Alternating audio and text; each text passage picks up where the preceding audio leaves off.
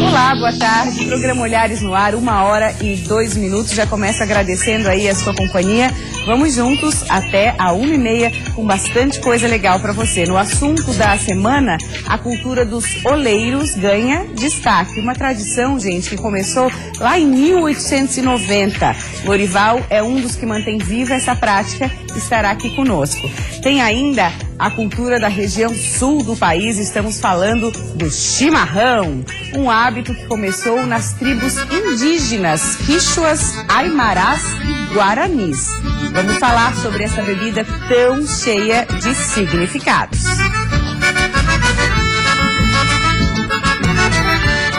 Hoje também no Olhares vamos falar sobre a preservação da nossa cultura através de feiras e museus localizados no estado. Mas a gente começa mostrando uma reportagem sobre desenvolvimento das crianças. Muitos pais acabam aí exagerando na preocupação com o tempo que elas começam a andar ou começam a falar. Mas é importante também, claro, estar atento a sinais que possam indicar algum problema. O meu filho já anda, o meu ainda não. O filho da vizinha fala pra dedéu, o meu ainda não fala nada. E sabe aquela pergunta, será que na idade dele tá tudo certinho, ele tá fazendo tudo como tem que ser? Estamos chegando na casa do Enzo, ele tem 4 anos. Até outro dia, a mãe estava preocupadíssima porque ele não falava tudo o que ela achava que ele deveria falar.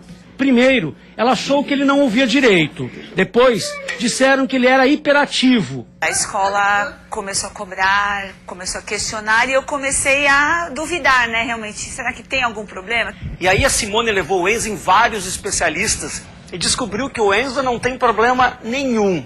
O que ele precisa é de tempo. O que é isso aqui? Um coração. Mas em alguns casos não dá para esperar.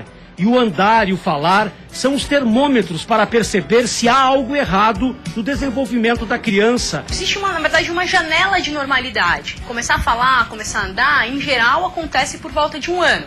Mas tem crianças que vão começar um pouco antes disso, começar a falar ou andar por volta de 1 ano e meio. O que não é normal é o que foge dessa janela. Por isso é preciso ficar atento a alguns sinais. Aquela criança que com 18 meses, ou seja, 1 ano e meio, ainda não fala nenhuma palavra. Com 2 anos, ainda tem um repertório muito pobre, ainda não tem, por exemplo, nem 10 palavras. Uma criança que não tem um bom contato visual, que não parece ter interesse por outras crianças.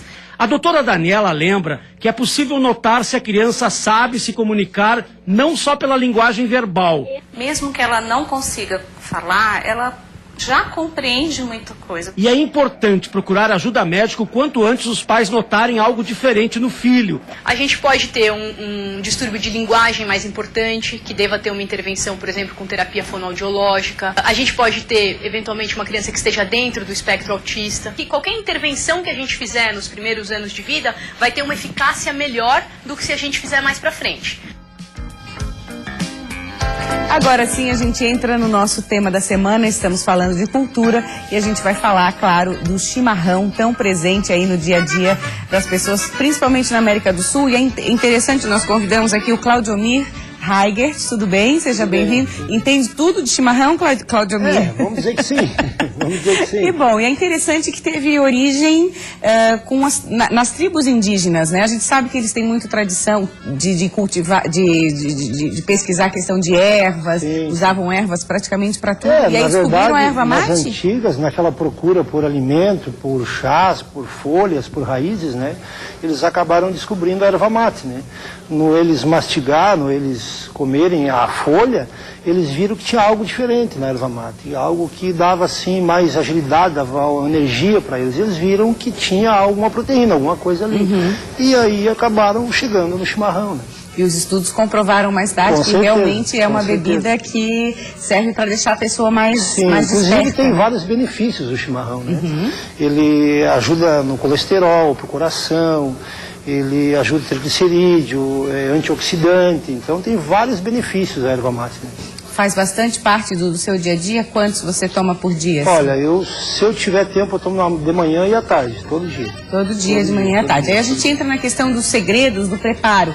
Vamos começar. Um bom chimarrão depende basicamente de quê? Da matéria-prima, da erva? Boa erva. A erva... Como reconhecer uma boa erva, Claudiomir? Olha, a erva, ela tem que ser bem verde. A erva, para o nosso chimarrão, para a nossa cultura aqui do sul, né? O chimarrão tem que ser bem verde, a erva, né? Essa aqui é uma erva bem verde. Deixa eu mostrar aqui para os meninos. Mostra, cadê? Vai pra bem cá, verde. ó. Essa é bem verde. Bem verdinha. Nossa, o aroma é bem forte também. E outra coisa que a gente tem que pesquisar na erva, não comprar, não ter açúcar na erva, né? Que, sabe que o açúcar todo dia faz mal, né? Então a erva mate, ela tem que ser sem açúcar, tem que ser nativa para se dar um bom chimarrão. Tá, então começamos pela erva, de preferência sem açúcar. Sem açúcar. E o modo de preparo eu sei que interfere também. Também bastante. interfere. Vamos mostrar para o pessoal. Já vai ensinar aqui ao vivo. Primeiro passo. Primeiro passo. É mais ou menos 3/4 da cuia de erva mate, né? Para ficar um bom chimarrão. Mais ou menos é isso aqui, 3/4, né? Tá. Aí a gente usa um cevador para o chimarrão ficar mais bonito e tal, para ficar mais... Como é que é o nome? Cevador. Cevador. Chama-se cevador. Tá. Você prepara assim. Para organizar? Para organizar, para preparar o chimarrão, né? Aí você... A gente já tem a manha, né? Eu costumo usar uma colher para acomodar bem a erva, né? Para não deixar cair a erva, para ficar bom o chimarrão. Aí a gente coloca água morna. O primeiro chimarrão tem que ser com água morna. Se você colocar direto a água quente, opa, a nossa... Aqui que eu seguro pra ti. Não precisa. Aqui, a gente coloca, prepara, tempera a água, né? Tem que ser uma água morna. Não... Se você colocar água quente na primeira, queima a erva, daí vai ficar forte o chimarrão. Altera o sabor, né? Altera o sabor. Tem mais ou menos o grau e a temperatura ideal? A temperatura ideal para um bom chimarrão é no máximo 76 graus. 76 graus. Tá. Aí a gente já colocou a primeira água, né? Para acomodar, para colocar a bomba, coloca seu dedo aqui, né? Para não deixar entrar ar, né? Acomodou, preparou, tá pronto. Se entrou ar, compromete. Daí o chimarrão vai entupir, compromete o chimarrão, daí não vai puxar legal, né? Tapa com o dedo mesmo. E aí é só beber. É interessante como é uma bebida que tem muitos significados. Oferecer o chimarrão para uma visita em casa tem um significado muito forte. Tem, com certeza. O chimarrão se tu recebe uma visita na tua casa, que ela é bem-vinda, tu vai oferecer um chimarrão. Se a pessoa não é bem-vinda, tu não vai oferecer um chimarrão. O chimarrão, a roda de chimarrão entre a família também é muito bom. Ainda mais nos dias de hoje, né, que se usa muito celular, televisão, internet. O chimarrão aproxima as pessoas, né? Numa família tu vai tomar um chimarrão, tu vai conversar com a tua esposa, vai conversar com teus filhos, tomando um chimarrão. Então é um momento assim único na família. Então o chimarrão é bom para várias coisas, né? Além de ser bom para a saúde, faz bem para a família, né? Uma curiosidade também são as cuias. Tem cuias de tudo quanto é jeito, valor. Tem. E ela vem de uma fruta, de uma planta. É uma planta, na verdade. Essa aqui é de madeira, né? O pessoal também prepara com madeira, mas essa aqui, que a gente já tem um chimarrão preparado aqui, ela é de purungo, que é a planta que você faz a cuia. Que o chimarrão tradicional é no purungo, né? No purungo mesmo. Por isso que tu olha todas as cuias, nenhuma é igual a outra, porque é planta, né? Então uma sai de um jeito, outra sai do outro, mas é preparada do purungo. Tem gente que coleciona também. Aí tem várias, aqui em Santa Catarina eu conheço vários adeptos. No verão tá liberado, Claudio? Tá liberado. Tem gente que critica, mas no verão é muito calor. Eu sempre digo assim, que o chimarrão no inverno você toma para esquentar e no verão para refrescar. Eu tomo chimarrão um dia bem quente, é verdade. É sério. Ele é fã mesmo, gente. Ele é fã. Ele é fã. Se arrisca a experimentar um? Claro, não é risco nenhum, eu gosto. Sempre que você vai tomar o chimarrão, nunca mexa na bomba, a não ser esse movimento aqui. É bom mesmo. Aí ele fica leve o chimarrão. Então, experimenta e vê se você aprova o chimarrão. Segura que não tocar na bomba. Só ver que vai vir bem. Gostou? Delícia. Uma delícia. O aroma muito bom também. Aí tá no ponto. Tá no ponto. Aí eu já tomei muito quente e não fica bom. Não é bom, não. Não, e sem contar que tira, altera o sabor, né? É, verdade. Tem que ser no máximo 76 graus. Claudiomir, muito obrigada pela sua presença. Obrigado você pelo convite aí, pela oportunidade. Compartilhar conosco seus conhecimentos e aqui a cuia. Obrigada mesmo. Com certeza, muito obrigado. Obrigado a você. poder volume aqui, obrigada. Tem mais programa para chamar. A gente preparou uma pequena seleção de museus em todo o estado de Santa Catarina. Você que está visitando Santa Catarina ou mesmo quer fazer um passeio diferente, conhecer um pouco da nossa história, olha só. Em Florianópolis temos a Casa da Alfândega e o Museu Histórico de Santa Catarina. Em Biguaçu há o Museu Etnográfico Casa dos Açores. Também na Grande Florianópolis, em Rancho Queimado, está o Museu Casa de Campo Governador Hercílio Luz. E no norte do estado, o Museu Nacional do Mar, em São Francisco do Sul. A seguir, o assunto é cultura em São José. Continue ligado, continue ligada, voltaremos já já.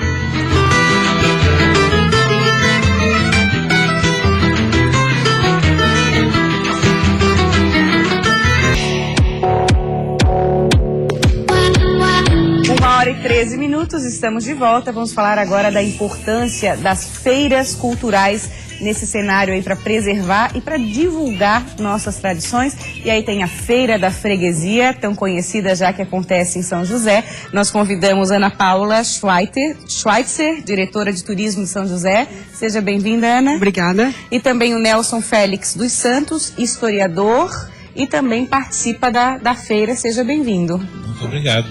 Quando a gente fala nessas propostas, né, de feiras, principalmente aproveitando os espaços públicos, sem dúvida é um presente para as cidades e para os moradores. Sim, quando surgiu a proposta da feira, foi uma coisa inovadora no sentido de aproveitar, dar vida a uma praça que estava começando a ser esquecida. Num centro histórico rico de patrimônios, de cultura. Então a feira ela surgiu há 2 anos, agora em agosto. Ela tem a proposta de trazer a cultura local para a comunidade e para o turista. E com isso a gente tem em torno de 180 expositores, em torno de 100 de artesanato e 50 de gastronomia, em torno de 30 de áreas afins. E toda a feira, ela começa das 11 às 19 com atrações das mais variadas. Banda, dança e principalmente o boi de mamão, que não pode passar sem nenhuma feira. Boi de mamão veio ontem aqui, é sucesso de público. Sucesso garantido. Todo mundo adora. Você falou 180 expositores. É um número bem expressivo, Ana. Sim. Além disso, nós estamos com mais de 50 na fila de espera. Olha só. O que a gente não consegue, porque tem as limitações da praça, né, porque ela tem um torno pequeno de infraestrutura.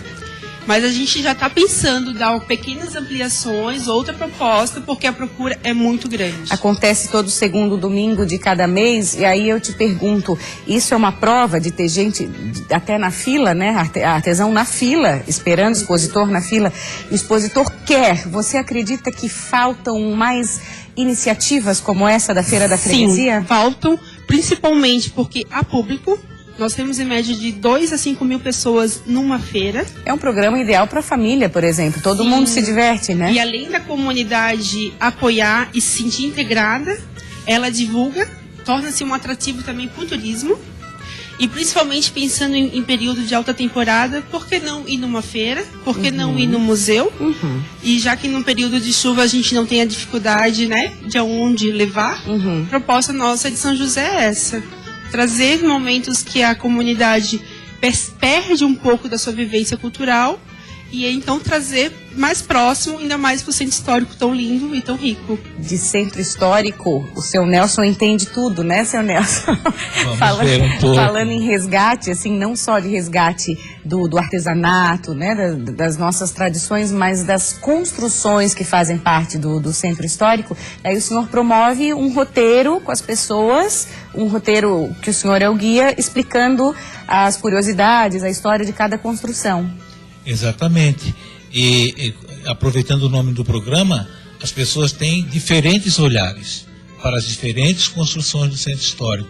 É importante porque elas ficam sabendo que São José, no seu centro histórico, possui construções extremamente importantes pela sua antiguidade, pelo valor histórico dos acontecimentos que deram vida à cidade.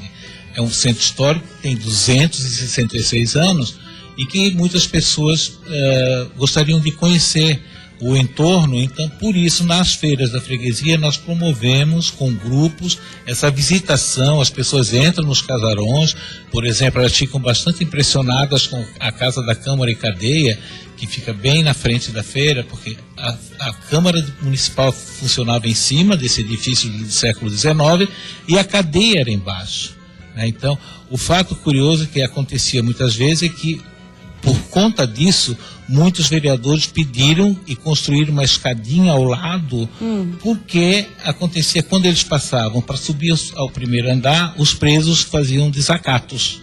Então...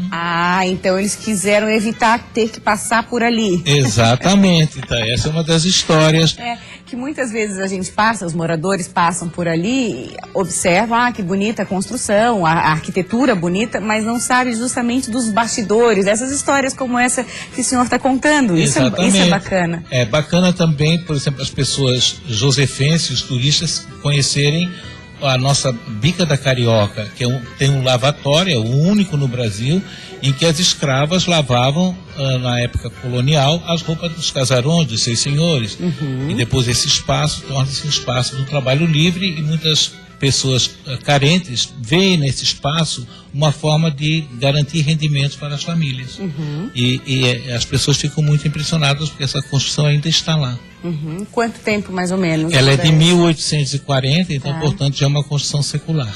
Bastante. E esse roteiro histórico que o senhor faz leva quanto tempo? Olha, ele leva em torno de 1 hora, dependendo do grupo, dependendo da disposição das pessoas. Muitas crianças se interessam? Muitas crianças se interessam. De ver nos livros, né? Exatamente. Por exemplo, agora a nossa igreja, que tu deves conhecer, já está restaurada, muito bonita, tem uma acústica muito bonita, né? Então, esse entorno com esse passeio histórico e cultural enriquece muitas pessoas. Nós acreditamos que sim. Que bacana vocês poderem participar dessa preservação, né, de tanta história. Exatamente, é a nossa identidade, a nossa raiz, e deu vida a um centro que poderia estar esquecido, e hoje em dia é um centro dinâmico.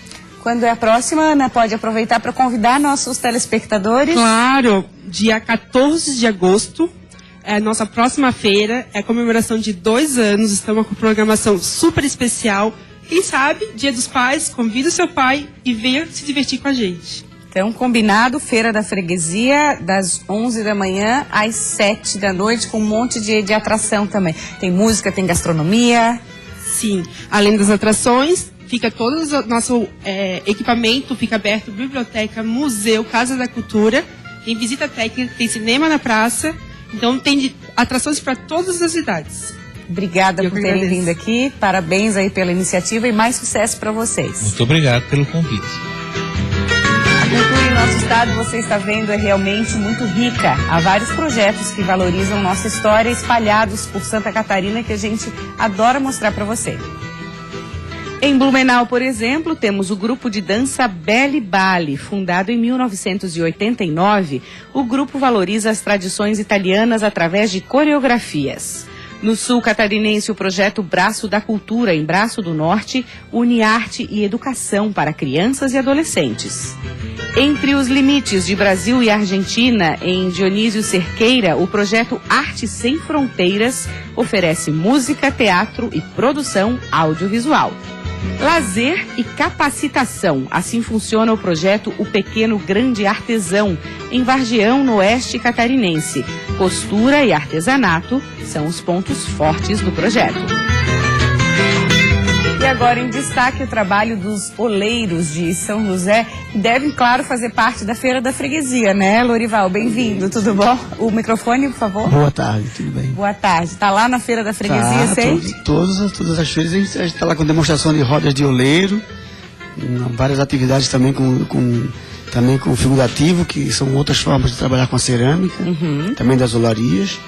Estamos todas as feiras presentes. Uma atividade, Lorival, que começou em 1890, né? Fazendo essa volta ao passado para os dias de hoje. O que você acredita que evoluiu? Assim, qual a grande diferença que tem? A cerâmica, a nossa cerâmica chamada louça de barro, ela passou por um processo muito longo e com muitas diferenças nesse tempo todo, né? A chegada do alumínio, a chegada do plástico foi muito importante também para uma certa decadência da cerâmica em função da utilidade, né? Mas hoje a gente tem ainda uma procura muito grande ainda da cerâmica, principalmente para os hotéis, restaurantes, né? Bares.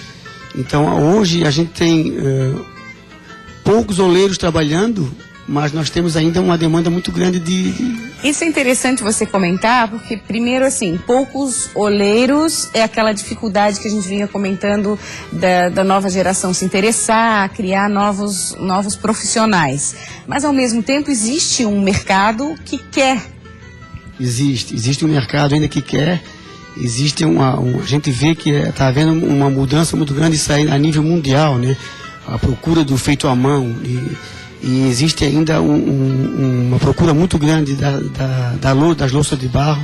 São José, ao longo dos anos, foi muito importante em toda a região aqui do sul do Brasil, porque era um polo de produção de cerâmica, tanto que até conseguiu o título de capital da louça de barro. Foi passando esse processo aos poucos e o desinteresse dos oleiros em formar novos oleiros era justamente por isso, por não ter, a gente está perdendo o mercado, né? Hoje a gente está passando uma situação bem mais diferente. Hoje cabe agora buscar um pouco mais de qualidade nos produtos, de releituras, de uso dos esmaltes, dos engobes, dando cores, porque hoje o mercado é um pouco mais exigente, mas há um mercado muito grande e é um trabalho que ainda vai ser recuperado ao longo do tempo e ainda virá com muita força para a cidade. É bem isso que você falou, a valorização do feito à mão, a valorização até do rústico, e combinando, você falou em louças, mas nós estamos vendo fotos lindíssimas aí de outras peças também, que são lindas também. Sim, né? Então, assim, né? Essa criatividade de juntar a cerâmica lá do passado com os recursos atuais que se tem hoje. Aí a criatividade não tem limite. Justamente, isso aqui o que seria mais importante. Os oleiros de hoje têm que lidar um pouquinho mais com as exigências do mercado, né? Se atualizar mesmo. Se atualizar. Hoje nós temos os fornos com queimas também, com queimas elétricas, nós temos os esmaltes, os engobes, várias técnicas diferentes que a gente pode também aproveitar junto nessa técnica. E a escola de oleiros existe em São José justamente para formar profissionais na área, né? Justamente. A escola de oleiros é o que tem ajudado muito a manter essa tradição, porque muitos até de fora vêm aprender e levam também essa cultura para fora. Acabou virando referência. Acaba virando referência, né? A escola de oleiros é a única escola da América Latina, né, a atuar com as olarias, que é uma tradição milenar, né, trazida pelos açorianos, do qual nós somos descendentes, e a gente está mantendo até os dias de hoje e pretende levar ainda à frente, ensinando os novos oleiros. A sua história com a olaria começou aos 40 anos. Conta um pouquinho pra gente. O meu pai vendia no centro de Florianópolis. O meu tio tinha olaria. Meu pai vendia para o meu tio. Eu me criei no meio disso, né? Mas eu fui me encontrar com a cerâmica aos 40 anos, onde eu fui fazer o curso na escola de oleiros. Foi lá? Foi lá que eu fui fazer o meu primeiro curso. Me formei na escola. Cheguei à direção da escola de oleiros. Fiz projetos, fui para os Açores estudar cerâmica açoriana. Vi a importância de trazer, de fomentar também isso aqui, porque isso também aconteceu nos Açores, nesse processo, né? E hoje estou trabalhando em São José, tenho a minha olaria, tenho o meu ateliê e continuo levando essa tradição. Trouxe algumas peças para a gente ver. Curiosidade, Lorival, entre começar o processo de um vaso, por exemplo, daquele vaso maior ali do meio, entre começar e terminar, quanto tempo? A produção em si da peça no torno é rápida, então isso aí é o torno de 10 minutos. Que é a modelagem, né? É a modelagem. O processo depois que é um pouco mais demorado, porque ela tem que secar aos poucos, ela não pode secar muito rápido, porque senão ela trinca na hora da queima. e depois até o processo da queima. Isso leva mais ou menos aproximadamente uns 20 dias até a peça ficar pronta. Ah, então é um tempo pouco considerável, não é tão rápido assim. Não é preciso uma produção grande até para encher o forno. Sim, e para garantir qualidade, né, para Para peça. garantir a qualidade, né? E depois ainda, se tiver que colocar um esmalte, vai para uma segunda queima. Né? Então é mais um trabalho a ser feito, é mais uma camada e mais uma queima. Né? Muito bacana, Lorival, quero agradecer a sua presença, parabéns aí por manter viva essa tradição, obrigada por ter vindo. Obrigado. Obrigada a você também pela companhia. Amanhã a gente está de volta. Vamos receber gente rendeiras aqui no estúdio. Você fica agora com o repórter Band. Nader Kalil está chegando com bastante informação para você. Tchau, até amanhã.